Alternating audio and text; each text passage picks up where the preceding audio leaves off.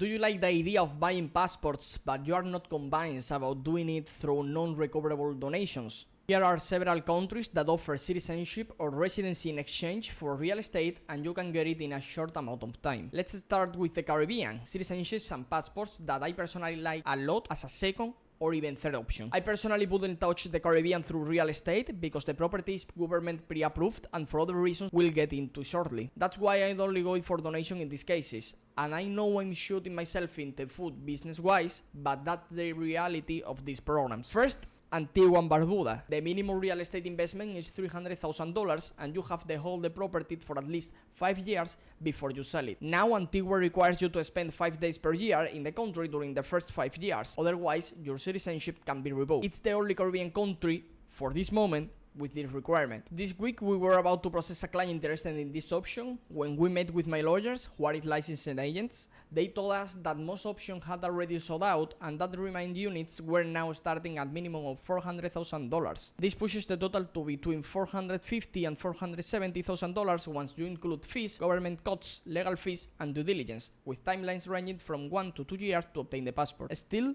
in terms of reputation, this program is one of the strongest in the Caribbean, along with St. Kitts. Next one, Dominica. The minimum real estate investment is $200,000 and you need to hold the property for 3 to 5 years depending on whether you resell to a future applicant of the program or to someone outside of it. The main downside of Dominica is not the timeline or the price if you are a solo applicant, but its reputation. It's the worst among the 5. Dominica has lost visa-free access to the UK and Ireland due to poor due diligence processes. Although it's improving little by little, I honestly don't think it will recover visa-free access to the UK and Ireland in the long run. If you are applying as a family, Dominica is not a good choice, neither in terms of reputation nor price.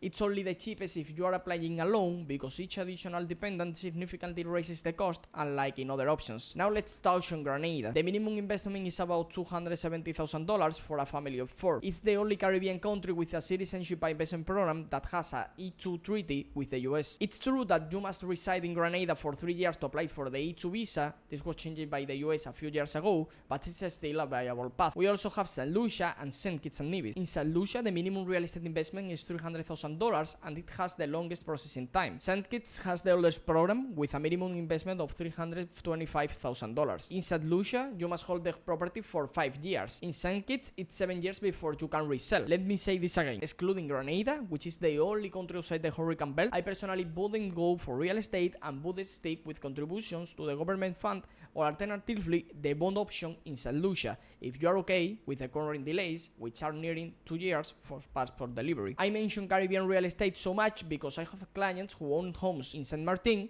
a beautiful place, that were wiped out overnight. So we are very cautious about what we buy in the Caribbean. It's also worth noting that all government pre-approved properties have a handicap. They are often sold at inflated price compared to what they would be worth on a free market.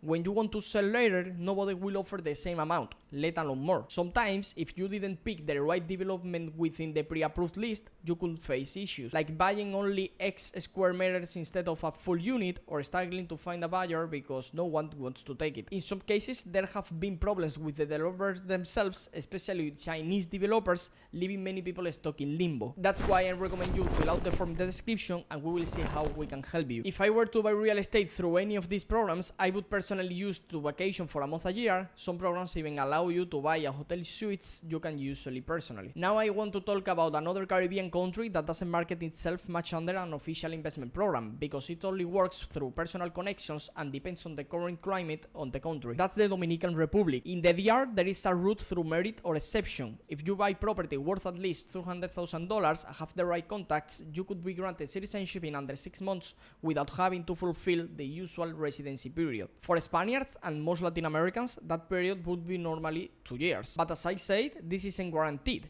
If there is a government change or rising insecurity, especially linked to the IT situation, your file could be delayed for years and you will end up waiting as long as if you have applied for naturalization through residency. Now we move to Turkey, a real estate investment of $400,000 for 3 years, during which you can then rent it out and later sell it with keeping their citizenship can get you the passport in 12 to 18 months realistically. Through in 2025, we are seeing some cases where it's issued in just 9 or 10 months. And yes, you can recover your investment after a few years if you have chosen the right property or properties. You can even apply with 1, 2 or 10 properties, no problem. We barely spend any money here, and after those 3 years we can reinvest in other residencies, other golden visas or even new citizenships. Let me add, the Turkish passport doesn't offer Schengen access, but that doesn't worry me personally. If you combine it with another passport that does, you are covered.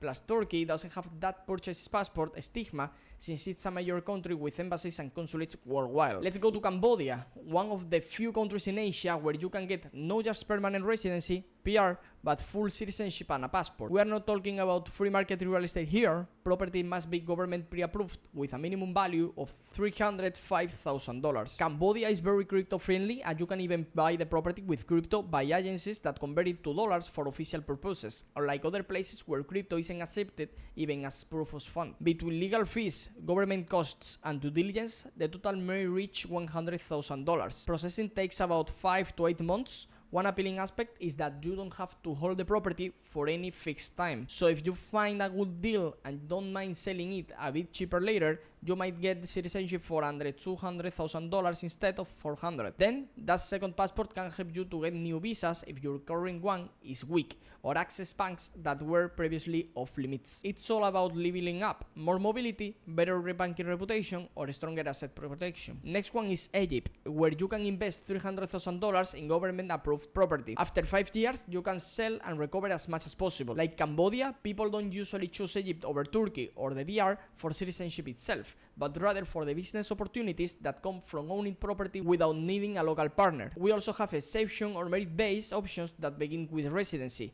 If you are willing to spend a few years living in the country, you can qualify for citizenship.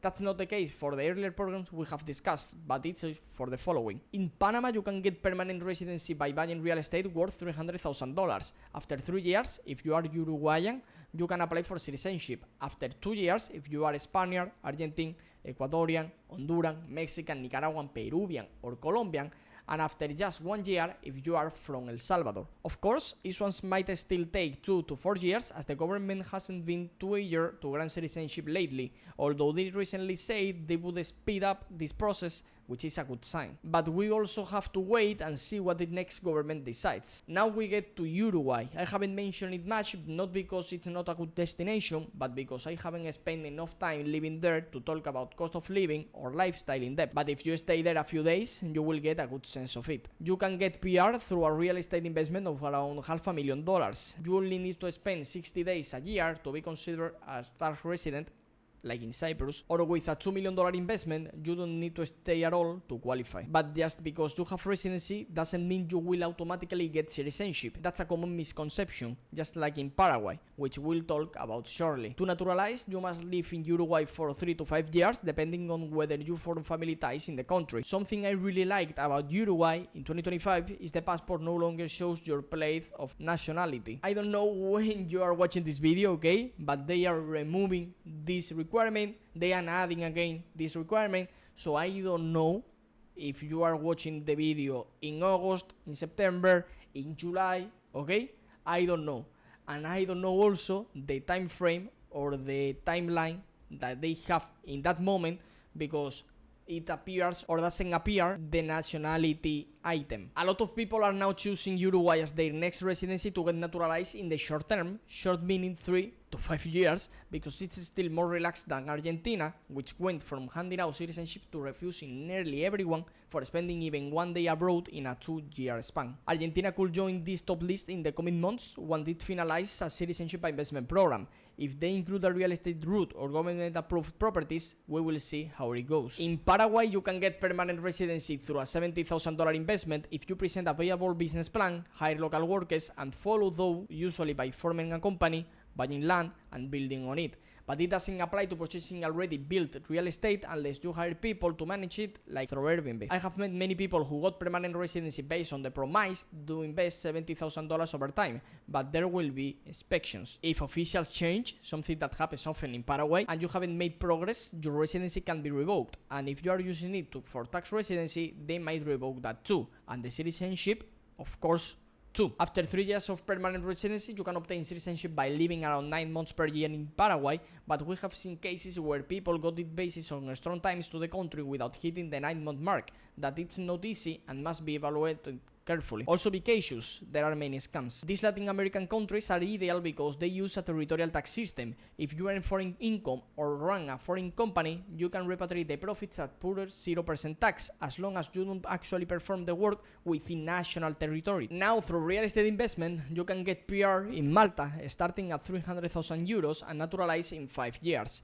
In earlier videos, I mentioned that if you acted quickly, you could get citizenship by investment in Malta for a family of 4, around 1,100,000 euros, and receive the passport in a year to a year and a half. One of the best options at the time. But now the route is no longer possible. There are still golden visas in places like Greece, Hungary, Latvia, Italy, Portugal, starting at 100,000 euros, more or less, and going up to 1 million depending on the zone in Greece. If you don't integrate and live there at least 7 or 8 years, you won't get citizenship, period. Even if you don't live there, you will need to learn the language, Greek or Hungarian, which is quite hard. I could also mention Portugal's golden visa. I like it and I don't. Why do I like? Because you can get citizenship after 5 years by living just a week or 2 each year. We know that maybe this changes to 10 years, okay? Why don't I like it? Because it's taking so long now. People who apply today might not get it until 2029, and until then, they can even live in the Schengen zone. I would rather get a non-lucrative visa and live in Spain. Tax-wise, Portugal is a mess, unless they bring back the old NHR 1.0, which may happen for golden visa holders with some fiscal exceptions. But we need to see if the government brings it up, if the EU allows it, and if they speed up the process. Otherwise, no one can live there. If you need help choosing or executing any of these programs, I invite you to fill out the form in the description. Let's take a look together and figure out the best option for your situation.